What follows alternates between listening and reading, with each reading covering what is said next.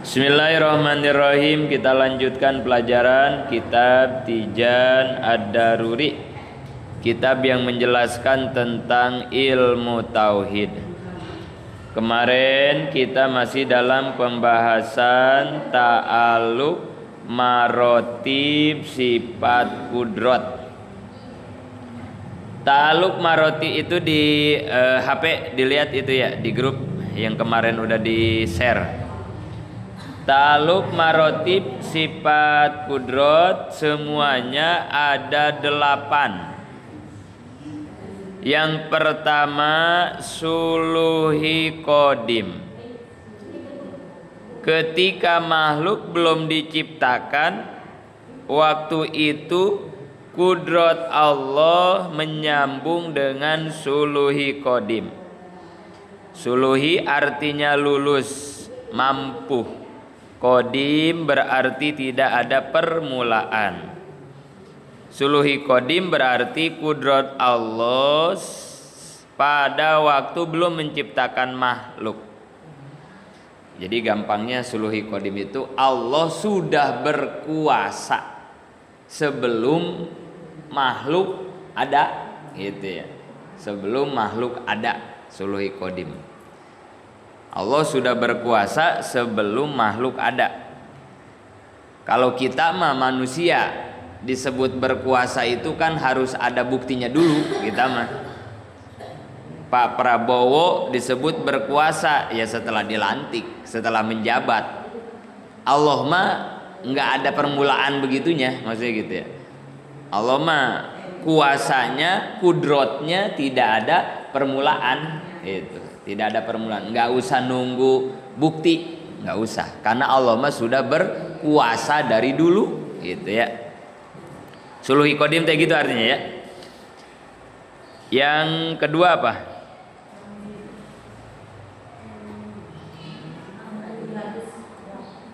Yang di HP, jangan ngelihat di buku ya, itu salah catatan itu.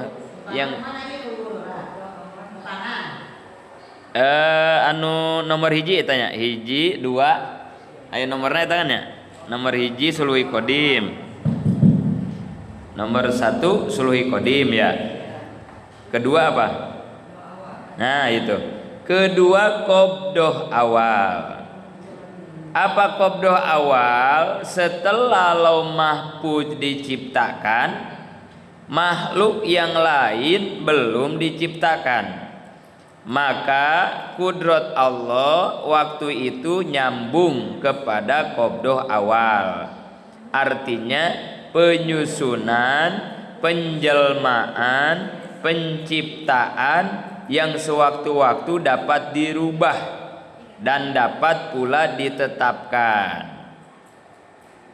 Jadi qabdoh awal itu adalah sebelum Allah menciptakan yang lain ya, belum nyiptain apa-apa ya, Allah itu menciptakan dulu Lauh Mahfuz, gitu ya.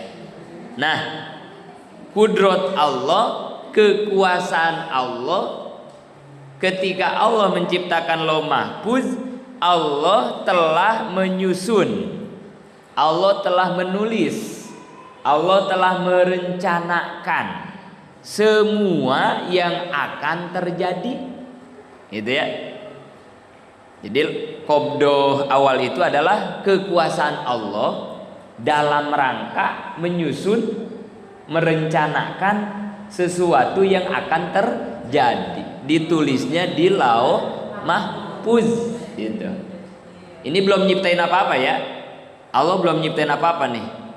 Tapi Allah sudah berkuasa. Dan ingat ya, kalimat sudah bukan berarti sebelumnya Allah nggak berkuasa ya. Ya ini jangan, ini mah biar enak aja ngomongnya, gitu ya. Karena tadi kan ada suluhi kodim. Suluhi kodim itu Allah berkuasa dari dulu, nggak ada permulaan, gitu ya. Jadi kalau saya bilang sudah, ini bukan berarti sebelumnya Allah nggak berkuasa, bukan, gitu ya. Jadi qabdoh awal itu adalah kekuasaan Allah merencanakan, menulis, mencatat semua yang akan terjadi sebelum makhluk diciptakan, gitu ya. Itu namanya qabdah awal. Ditulisnya di mana? Di Lauh Mahfuz. Jadi ibu-ibu, sebelum kita diciptakan teh, perencanaannya mah udah beres, udah rapih. Allah mau nyiptain manusia berapa, nyiptain burung, semua pokoknya mah itu udah ditulis rapih semua di Lauh Mahfuz. Nyiptain si anu umurnya berapa, jodohnya, matinya, anaknya, semua. Bahkan apa yang akan terjadi besok, seminggu lagi, tahun depan, udah ada semua tulisannya di Lauh Mahfuz ya. Sudah ada. Makanya kemarin ya udah kita jelasin, kita hidup hanya menjalani skenario Tuhan. Gitu doang sebetulnya mah ya. Udah nggak usah ngapa-ngapain sebetulnya mah hidup mah. Karena kita hidup tinggal ngikutin alur Tuhan doang. Gitu doang udah hidup kita mah ya. Karena semuanya udah rapih ditulis. Hanya tinggal nanti Allah ngasih peluang. Gitu doang ya. Ingat-ingat itunya ya. Sebetulnya mah ya hidup kita teh udah nggak usah ngapa-ngapain. Karena semuanya udah diatur, udah ditetapkan oleh Allah. Bisa nggak kita ngelawan ketetapan Tuhan? Bisa nggak? Nggak bisa. Ibu lahir dari rahim siapa? Kan kita nggak ada yang milih-milih di situ ya, nggak ada yang milih-milih, nggak ada yang usulan, nggak ada ya. Kalau kita boleh milih ya, kita lahir pengennya dari rahimnya Ibu Tin Soeharto kali ya. Kalau boleh milih mah ya, supaya pas lahir kita langsung jadi orang kaya yang hartanya nggak habis 7 turunan kan itu ya. Kalau boleh milih kan, tapi kan kita nggak ada dikasih kesempatan buat milih itu.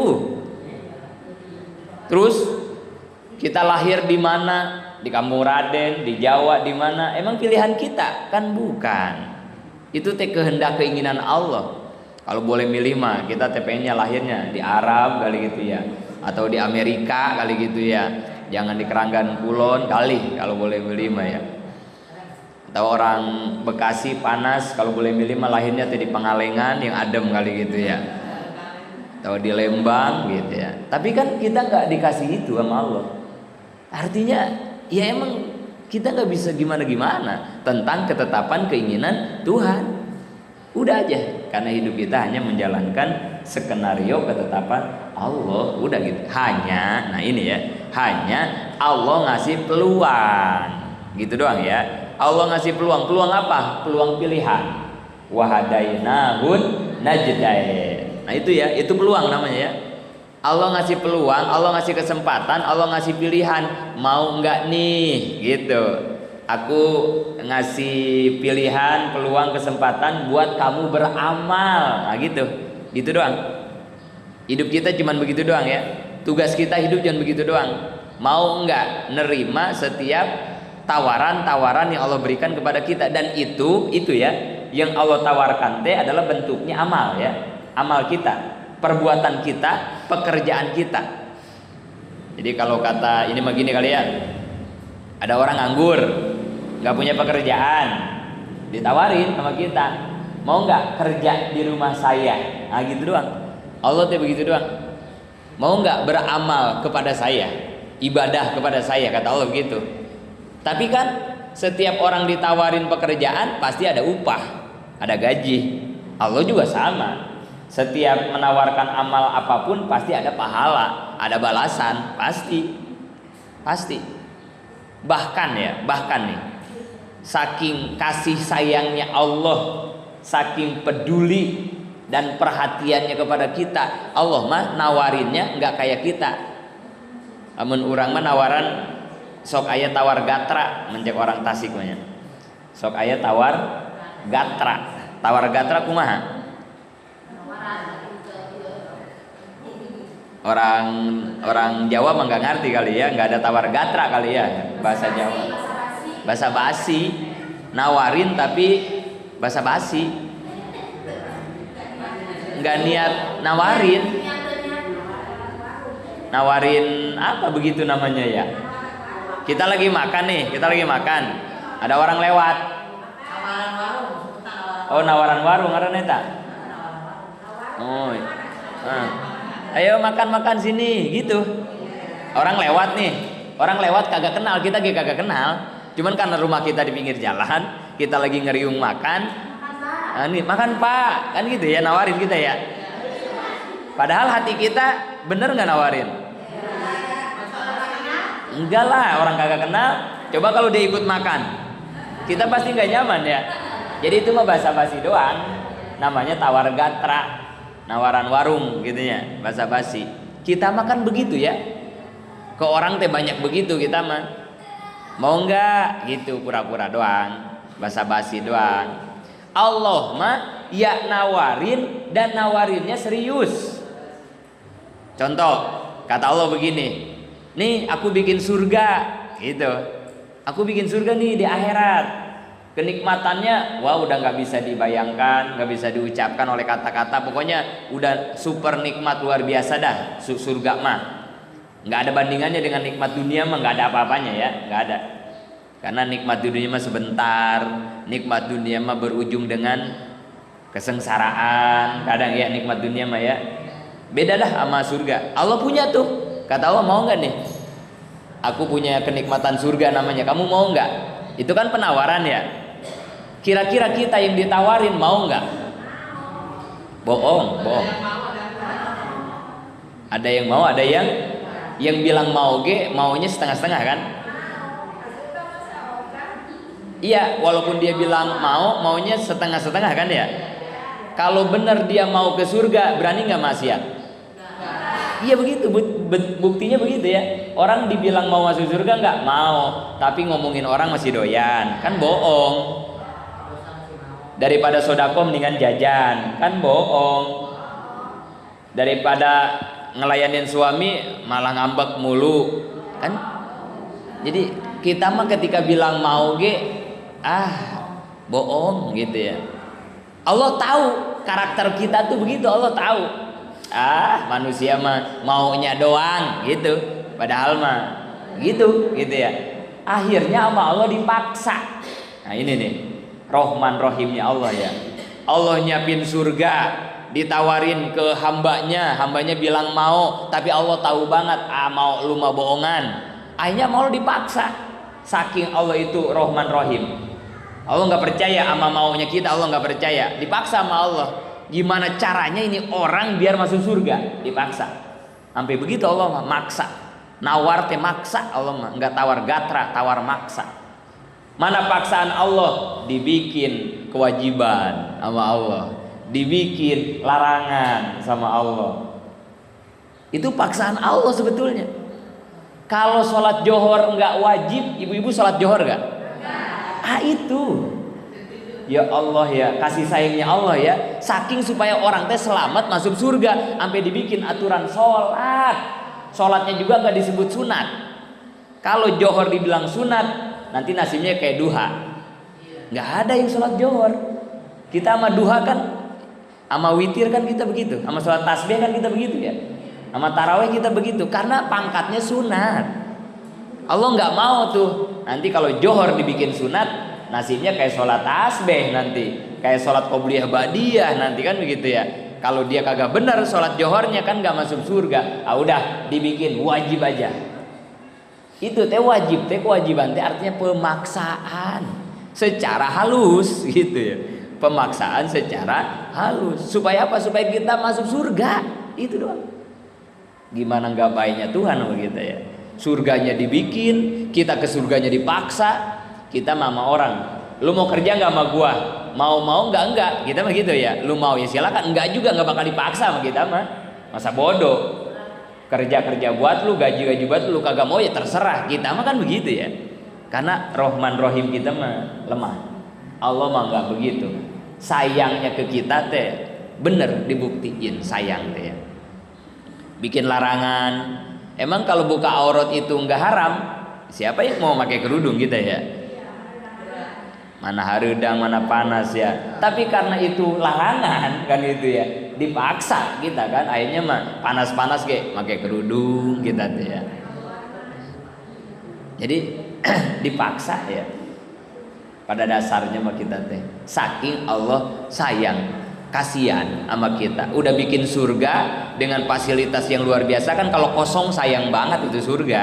Nah, makanya dipaksa nih kita puasa Ramadan. Coba kalau puasa Ramadan kayak Senin Kemis nggak ada yang puasa, orang sunat kan gitu ya. Tapi karena wajib maksain sebulan ya, puasa, zakat, korban di korban sekarang ya. Nggak ada yang korban, 1-2 yang korban karena sunat ya, karena sunat. Korban mah kan nggak ngejamin orang masuk surga, enggak.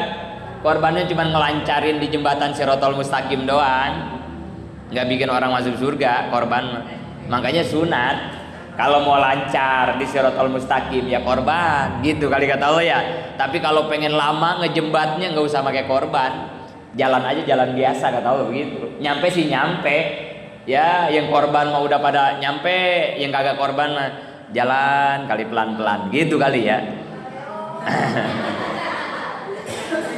Bedanya juga ribuan tahun kali ya, bedanya juga kali-kali gitu ya.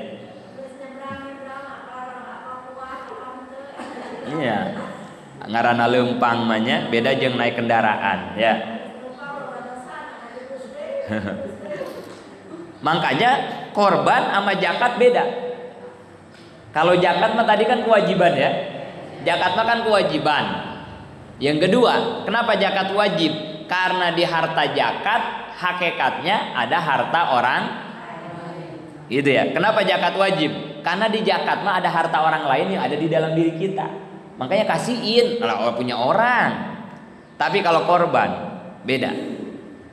Di korban mah nggak ada harta orang lain, nggak ada. Murni korban mah harta kita. Maka orang yang berkorban sebetulnya lebih unggul dibanding orang yang suka ngeluarin zakat. Zakat mah biasa, atau namanya juga ngasihin harta orang mah biasa ya. Saya minjem duit terus dikasihin lagi, itu mah biasa. Yang luar biasa mah ini duit saya tapi saya kasihin sama orang lain. Nah itu baru luar biasa. Jadi sebenarnya mah unggulan kurban sebenarnya mah ya. Pahalanya sunat tapi dia maksain ngerjain. Kalau zakat mah itu kan pahala wajib, dia terpaksa, terancam jadinya ya, makanya maksain dia ngeluarin gitu ya. Sholat Johor mah biasa tuh ya, orang wajib ya. Tapi orang yang bisa duha, bisa tahajud, bisa qobliyah, nah itu yang keren gitu ya. Padahal mah sunat tapi dia bisa ngerjain gitu ya. Jadi sebetulnya ibadah sunat itu ibadah yang luar biasa sebetulnya mah ya. Bukan dikerjain dapat pahala, ditinggalin gak apa-apa. Nah, bukan begitu sunat mah ya. Jangan diartiin begitu ya. Sunat mah dikerjain dapat pahala, ditinggalin ya gak apa-apa gitu. Bukan. Tapi sunat adalah kalau dikerjakan pahalanya luar biasa. Kalau ditinggalkan ya kita menyesal, nggak dapat pahala yang luar biasa, rugi jadinya. Johor mah biasa, asar mah biasa. Puasa Ramadan mah biasa. Nih yang luar biasa mah sekarang puasa haji. Dari mulai tanggal 1 sampai tanggal 9. Sunat ini mah. Ini yang luar biasa. Kalau kita bisa puasa haji, wah itu luar biasa ya. Ramadan mah sebulan. Itu biasa, itu wajib itu mah ya. Tapi ini nih 9 hari sunat. Kalau sampai kita bisa teh luar biasa. Dari kemarin harusnya ya, Senin udah puasa. Kemarin gak keburu, sekarang mulai puasa. Ayeuna ge poho mengyajid isukan. Isukan mulai orang puasa. Ya, tanggal 3 haji berarti nya.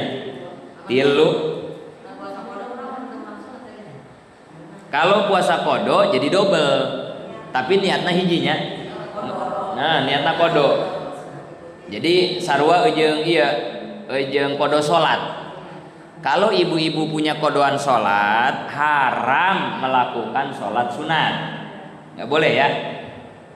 Ingat-ingat nih ibu-ibu ya. Kalau ibu-ibu punya kodoan sholat, ibu-ibu balik 15 tahun ya misalnya ya, 15 tahun. Kira-kira ibu-ibu dari 15 tahun udah sholat bener belum? Pastilah semua kita sama ya. Apalagi nggak pernah pesantren, nggak pernah ngaji. Kayaknya ibu-ibu bener sholat deh baru 10 tahun kayaknya mah ya. Atau baru 5 tahun kali ya. Yang tahu ilmunya, yang bener sholatnya ya. Kayaknya baru 10 tahun atau 20 tahun ya. Dari mulai balik makanya masa remaja nggak ada yang benar kita sholat ya, berani ninggalin sholat juga tahu benar tahu kagak wudunya ya. Artinya pasti ya kita pasti punya utang sholat ya, pasti punya utang sholat. Maka kata ulama fikih, sebagian ulama fikih, bagi orang yang punya kodoan sholat fardu haram sholat sunat. Haram, bukannya nggak boleh doang, haram. Kenapa haram? Orang punya utang kok, utangnya nggak dibayar-bayar, tapi tiap hari kerjaannya makan sate mulu sama beli duren. Tapi utang kagak dibayar-bayar. Kata tetangganya, nggak tahu diri ya ini orang ya. Utang sama saya 1 juta nggak dibayar-bayar, tapi dikit-dikit ganti HP, dikit-dikit beli baju, tiap malam beli nasi goreng. Kan orang kagak hidup kalau gitu ya. Bayar dulu utang sama saya, kata tetangganya begitu ya. Utang mah wajib, beli sate mah kagak sunat-sunat acan ya gitu ya. Masa kita ngeduluin yang kagak sunat-sunat acan dibanding dengan yang wajib? Kan gak lucu. Begitu juga orang punya utang sholat fardu, sholat tahajud, sholat duha. Sholat sunat kan disebutnya tatau ya. Sholat tatau itu enak-enakan, nikmat-nikmatan, poya-poya. Sholat sunat ya. Sholat sunatnya sholat poya-poya. Artinya apa? Sholat wajib udah beres semua, tapi dia masih lapar, pengen sholat. Nambahnya sholat apa nih? Maka Allah bikin sholat poya-poya, sholat senang-senang, namanya sholat sunat. Sebetulnya mah begitu sholat sunatnya. Tapi buat kita mah ya sholat fardu berat, sholat sunat kesel. Buat kita mah ya kagak ada senang-senangnya kita mah ya. Nah, ini mungkin berlakunya buat para ahli-ahli ibadah dulu kali gitu ya. Ya sekarang dia pasti ada kali ya. Jadi sholat sunat mah pangkatnya sholat poya-poya, sholat tambahan bagi yang kagak kenyang sholat fardu. Ini mah fardunya juga belum kenyang, tiba-tiba udah pengen poya-poya. Nah kan jadi ya kayak tadi ya, utang ke tetangga 1 juta kagak dibayar-bayar, tapi dia poya-poya mulu. Ntar apa kata tetangga kita gitu ya, bayar dulu dong utangnya ke saya, kalau udah dibayar mah terserah lu mau ngapain gitu.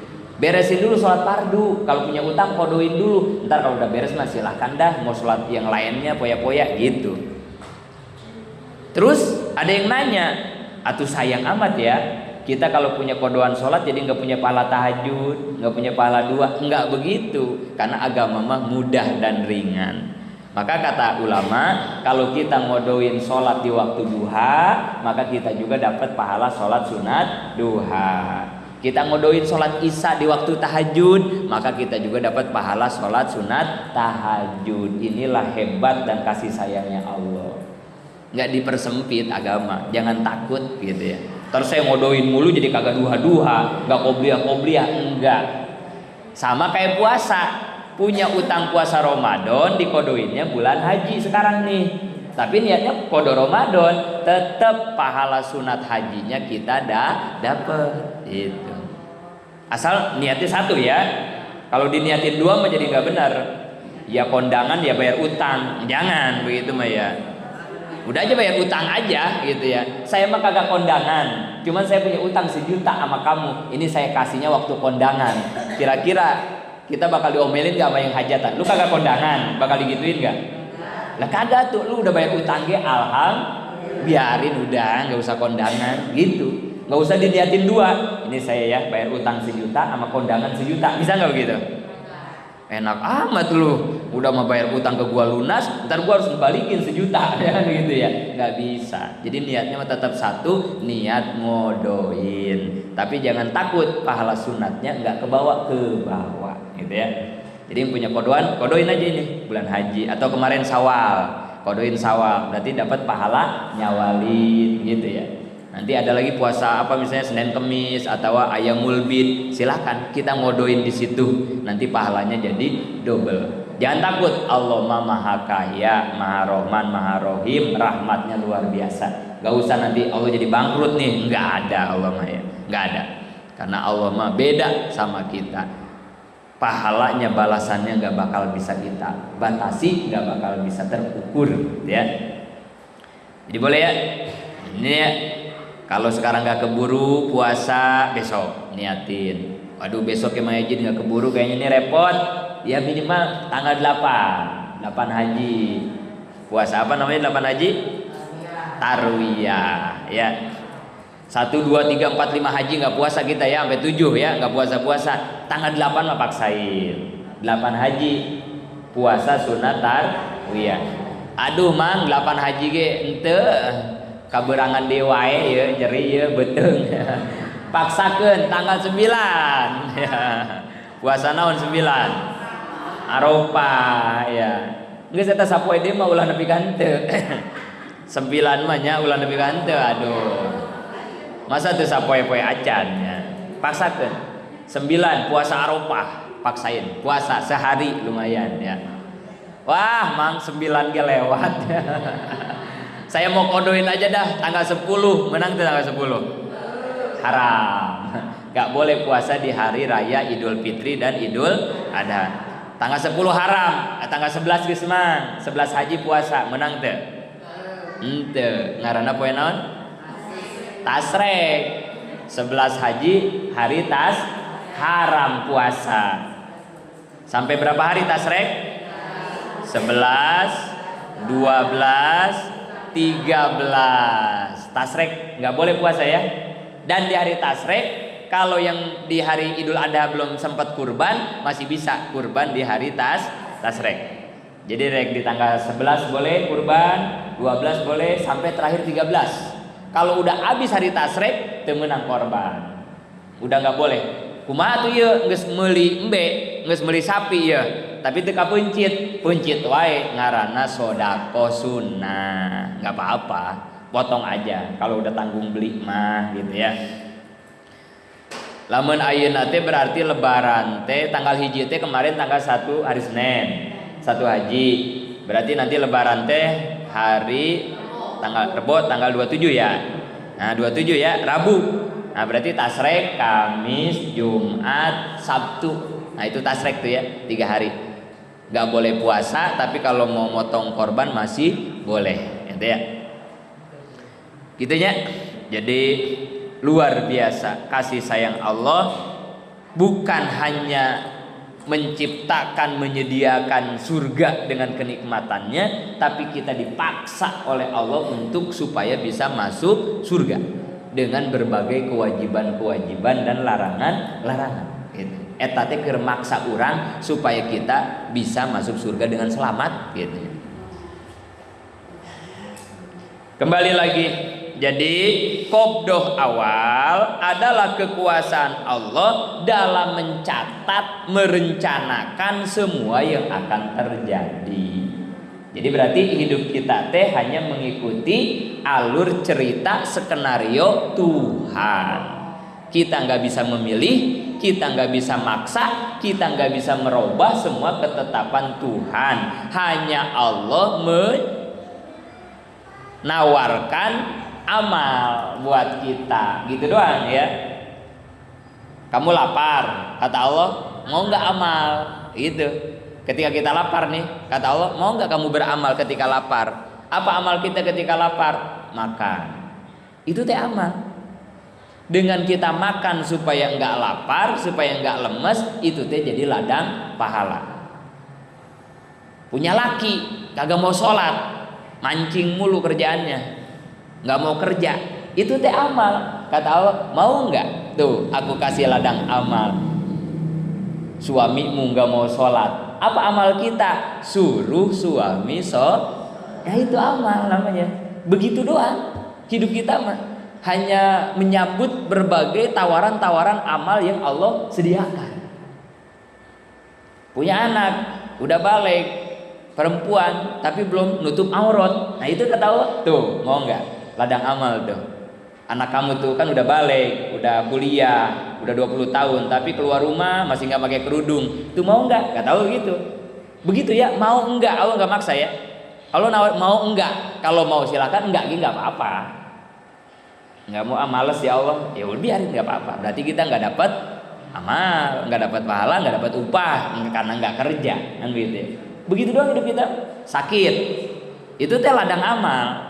Nih saya tawarin sakit, mau nggak kamu nerima lowongan kerja nih dari aku, kata Allah. Apa kerjaan kita? Sabar menghadapi sakit.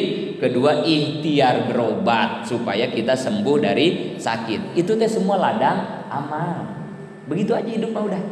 Hanya menyambut setiap tawaran-tawaran. Pada dasarnya mah sakitnya udah ditulis, sembuhnya juga udah ditulis, anak nurutnya udah, semua udah ada catatannya sebetulnya di Lauh Mahfuz. Sebetulnya mah.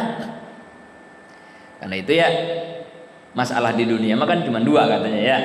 Kemarin apa? Enggak usah encan meureun ya. Masalah teh 2 sebetulnya banyak. Di dunia itu masalah itu cuma 2 sebetulnya. Enggak banyak. 1, masalah yang bisa diselesaikan. 2, masalah yang tidak bisa udah, masalah segitu doang sebetulnya. 1 yang bisa diselesaikan, 1 yang tidak bisa diselesaikan. Kira-kira kalau masalah itu bisa diselesaikan, kudu dipikirkan deh. Masalah kita pasti bisa diselesaikan nih. Kita harus mikir nggak untuk menyelesaikannya? Ini masalah nih bakal bisa selesai. Kira-kira kita harus memikirkan untuk menyelesaikannya nggak?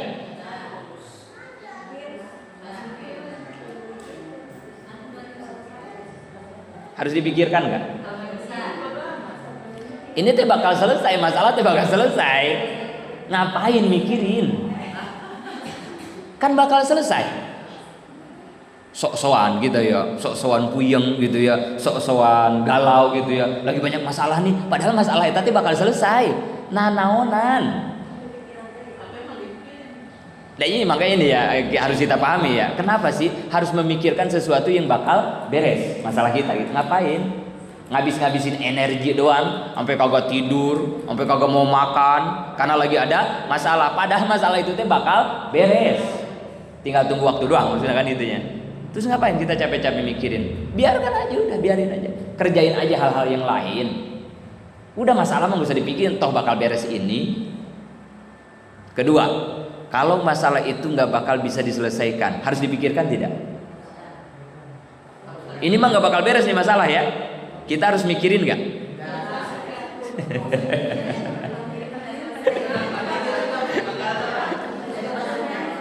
Nggak usah, ngapain dipikirin? Dipikirin capek-capek kayak nggak bakal beres, ya kan? Mau nanya ke sini, mau konsultasi ke sini, mau minta bantuan ini, mau emang kagak beres, ngapain? Gak usah, antepin aja udah antepin, emang udah nggak bakal beres. Jadi hidup itu intinya mah untuk bermikir hidup mahnya, gak usah mikir hidup mah, jalanin aja, nikmati saja, terima saja.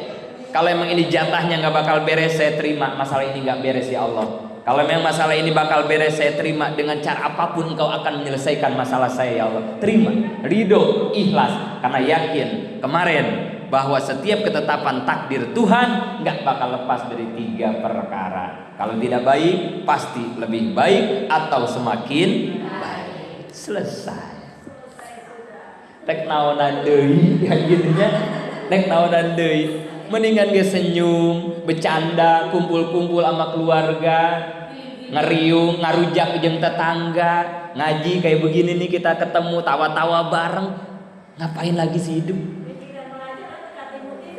Kajen teuing. Emang kunaon ngaji itu bisa-bisa kajen.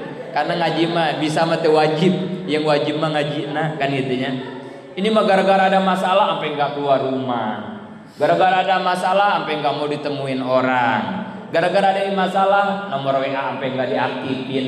Ngapain nyari ribu karena ngapain? Harusnya pada saat itu kita teh bahagia, bercanda-bercanda, ngeriung hangat dengan keluarga, habis terkuras gara-gara ada masalah tadi kan begitu ya. Toh itu masalah kalau bakal beres tanpa kita pikirkan pun bakal beres. Kalau itu masalah memang dicatatnya tidak akan beres, dipikirin abis-abisan nggak bakal selesai. Jadi sudah saya terima ya Allah dan yakin ini masalah adalah masalah baik buat saya. Kalau ini masalah nggak baik, pasti ini masalah terbaik buat saya. Kalau bukan yang terbaik pun, saya yakin ini masalah adalah semakin baik buat saya. Apa buruknya? Ataukah Robbi jajil wa kullu fi'lika jamil. Semua pemberian Tuhan itu agung, semua pemberian Allah itu baik. Wa ma khalaqta hadza batila. Enggak ada yang Allah ciptakan itu sia-sia. Apa hasibtum annama khalaqnakum abasa. Jangan pernah kau kira aku menciptakan sesuatu itu hanya bercanda-bercanda. Enggak pernah, Allah mas seriusan orangnya, zatnya. Nggak ada iseng-iseng kayak kita. Allah mah nggak ada. Yang suka iseng-iseng mah kita ya. Ada iseng, ada jahil, kan begitu ya? Sama nggak iseng sama jahil? Ada iseng, ada jahil. Pokoknya mah ngacapruk we lah, kamana we ngajina nya. Geus kana iseng, geus kana jahil, geus kana kabeh we. Beda ya. Kalau iseng mah ngambilin upil, ya itu orang iseng kan. Orang kalau nggak ada kerjaan kan ngambilin upil kan di hidung ya, korek-korek ya. Kalau jahil mah nempelin upil ke baju temen, itu jahil tuh namanya orang ya. Upil kok ditempelin sama orang kan gitu ya. Itu bedanya iseng sama jahil. Allah mah nggak pernah iseng, Allah mah nggak pernah iseng. Nggak ada yang nggak ada gunanya, nggak ada tujuannya pekerjaan Allah. Atau karobi jajil wa kullu fi'lika jamil. Semua yang Allah ciptakan baik, kalau tidak lebih baik, kalau tidak semakin baik. Maka sudah, mau protes yang mana lagi? Toh apa yang diciptakan juga kita tidak pernah memilih, tidak pernah memesan, karena kita yakin semua yang Allah ciptakan, Allah takdirkan itu pasti baik. Kan dia beres sudah di qobdoh awal kehidupan kita. Nggak usah sok-sok ikut-ikutan ngatur, nggak usah sok-sok ikutan berencana. Ngapain capek-capek begitu? Toh Allah udah punya rencana. Hayang nama anak teh nikah teh kasih anu, yang PNS, yang segala macam. Itu kan di sononya juga ditulis anak kamu menikahnya sama si kan gitu ya. Jadi akhirnya malah kecewa, malah kesel. Mendingan ya udah terserah Allah aja deh itu anak saya mau dijodohin sama siapa gitu ya. Saya yakin jodoh anak saya yang terbaik. Udah selesai.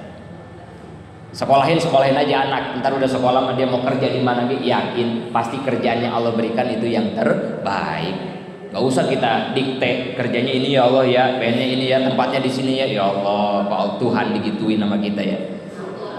Belum tentu kerjaannya di sini, rumahnya dekat, jaraknya dari rumah kita, itu menjadi pekerjaan yang terbaik buat anak kita. Belum tentu kan. Mungkin dia mah baiknya kerjanya di Jepang, bisa aja begitu kan ya. Terus kita mau lawan misalnya, dipaksa, balikin Tuhan, jangan jauh-jauh di Jepang, kerja aja di Indonesia. Siapa tahu anak kita mah lebih baik kerjanya yang jauh, bukan yang dekat. Maka itu patawakal ala Allah. Udah pasrahin aja ke Allah. Fahuwa hasbuh, nanti Allah akan mencukupi semua kebutuhan kita. Jangan merontak, jangan memaksa. Udah biar serahin aja ke Allah. Ingat tugas kita mah tadi doang ya, menyambut setiap tawaran-tawaran amal yang Allah sediakan kepada kita. Anak waktunya sekolah, sekolahin, itu amal kita. Anak waktunya lulus, terus harus ngelamar kerja, urusin lamaran kerjanya. Kerjanya mau kemana aja udah terserah. Biarkan takdir yang menuntun anak kita. Anak waktunya nikah, atau kita nanya-nanya, itu amal kita ya. Kali punya anak perawan, ini saya ini punya anak. Nah itu tugas kita gitu doang gitu ya. Tapi nggak usah didikte. Perawan lu harus hafal Quran ya. Anak perawan lu harus S3 ya. Nggak usah didikte begitu. Tugas kita mah nawar-nawarin aja. Ini saya punya bujangan nih, 27 tahun nih, punya anak gadis nggak? Kawinin yuk. Udah tugas kita gitu ya. Ketemu teman, punya nggak kenalan? Kali punya anak perempuan yang belum nikah, saya punya bujangan. Udah sebatas gitu aja. Nggak usah didikte. Harus begini ya kriterianya, jangan. Karena kita yakin jodoh yang akan Allah berikan kepada anak bujang kita adalah jodoh yang baik. Kalau tidak lebih baik, kalau tidak semakin baik. Lepas udah. Daripada banyak kriteria, nanti pas Allah kasih jauh dari kriteria kita, kan jadi sakit hati lagi, kesel lagi sama Tuhan. Kenapa sih? Kayaknya Tuhan disalahin mulu. Kata Tuhan, apa gue salah gue apa? Ini sama orang disalahin mulu jadinya. Gara-gara salah nyeting dari awal, salah masang hati. Nah kan itu ya. Sampai situ dulu ya. Biarin dah kagak nanjak ini ya. Ngobrol awal aja ini sama Suluhi Qadim. Mudah-mudahan walaupun ngacapruk aya anu bisa diambil manfaat. Amin ya Allah ya rabbal alamin.